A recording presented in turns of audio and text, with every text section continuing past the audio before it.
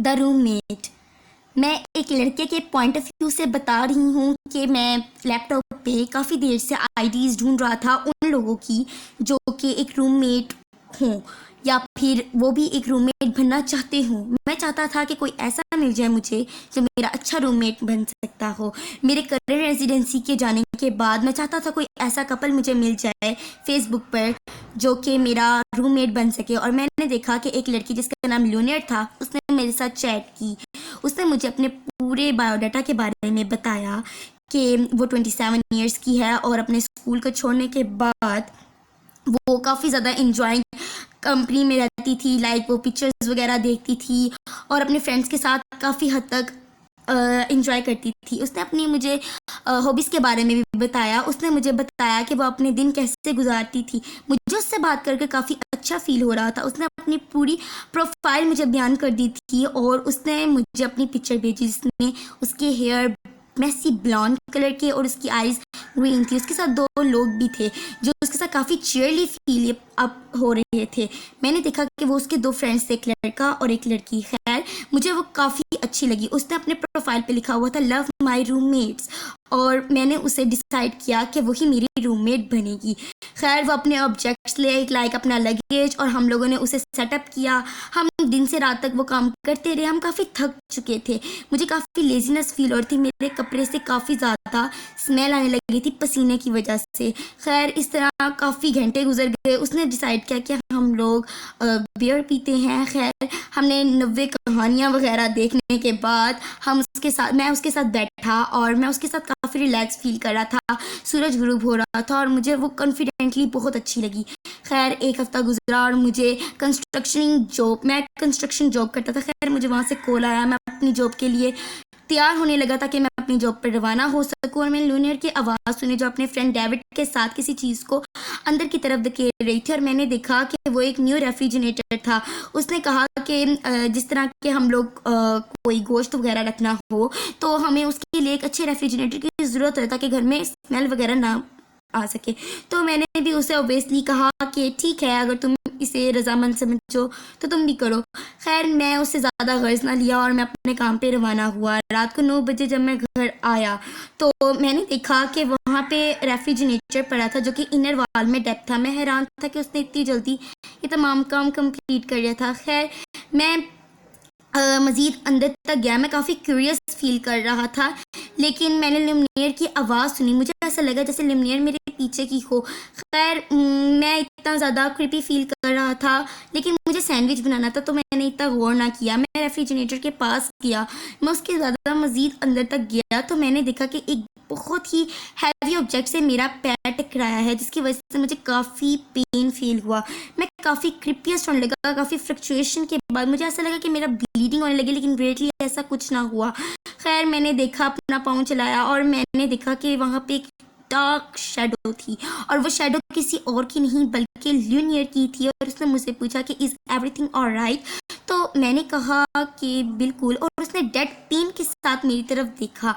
मुझे बहुत अजीब फील हो रहा था। एक क्रीपी सी वाइब आ रही थी लेकिन मैंने इतना ध्यान न देते हुए मैंने कहा कि मैं यहाँ पे सैंडविच बनाने आया हूँ, so don't worry, I am fine. तो उसने कहा ठीक है और वो उस डार्क क्रीपी शेडो में गुम हो गई और वो दरवाज़ा उसने बंद कर दिया। खैर मैंने अपना सैंडविच बनाया और मुझे उसी से गर्ज थी। खैर और उसके बाद अगले दिन जब मैं उठा तो मैं काफ़ी लेज़ी फील कर रहा था। मैंने किचन में फ़ौरन जाना ज़रूरी समझा क्योंकि सुबह उठते ही मुझे कुछ चाहिए है कि जिससे मैं एक्टिव फील करूं।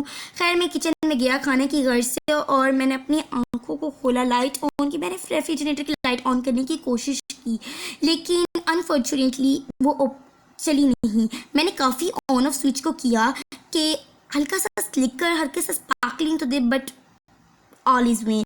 लेकिन मैंने हार ना मानी और मैंने लुमियर को आवाज़ दी कि कहीं उसकी वजह से तो कुछ ऐसा नहीं हुआ, कहीं उसने तो कुछ ख़राब नहीं किया। लेकिन उसके कमरे से नो रिस्पॉन्स। तो मैं काफ़ी ज़्यादा हैरान था। मुझे लगा कि शायद वो चली गई हो। और फिर उसके बाद मैं किचन में और मैंने देखा अपने काउंटर लॉक पे मैं अचानक से गिर गया और मैंने देखा कि एक रेफ्रिजरेटर जिसमें से ब्लड फ्लो हो रहा था और मुझे समझ नहीं आ रहा था कि मुझे क्या करना है। खैर मुझे वो लगा कि वो ब्लड नहीं बल्कि कोई और ही लिक्विड है, एक विस्कस लिक्विड। बट मैंने इतना नोटिस ना देते हुए मैंने उस पैडलॉक को खोलने की कोशिश की, पर मैंने देखा कि उसमें एक लॉक लगा हुआ है। मैं अपने कार पास गया ताकि मैं एक अपना ऐसा मटेरियल ले आऊँ जिसकी वजह से मैं उस लॉक को खोल सकूँ। खैर मैंने अपने टूल बॉक्स में से अपना एक मटेरियल निकाला जिससे मैं उस लॉक को खोल सकूँ और मैं खोलने में कामयाब भी रहा। मैंने उस लैपटॉप को खोला तो मैंने देखा कि उसमें काफ़ी ज़्यादा परिंदे, उसमें से एक अजीब सी किसी स्मेल आ रही थी और वो स्मेल नाकाबिले बर्दाश्त थी। खैर मैंने इतना ध्यान ना देते हुए हाथों में ग्लव्स पहने और मैंने उसे मज़ीद खोला। और जब मैंने उसे खोला तो उसमें मरे हुए परिंदे थे जो कि ब्लैक से बैग में बंद थे और मुझे काफ़ी क्रीपी लगा ये सब कुछ।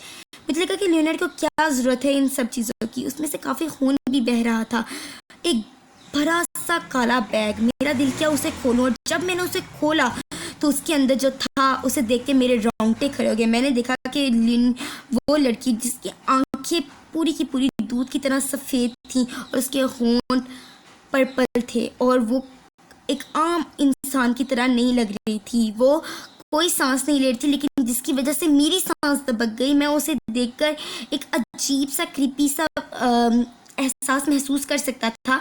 मैं फ़ौरन अपनी कार के ज़रिए पुलिस गया और वहाँ पे मैंने उसके तमाम वाक़े के बारे में बयान किया।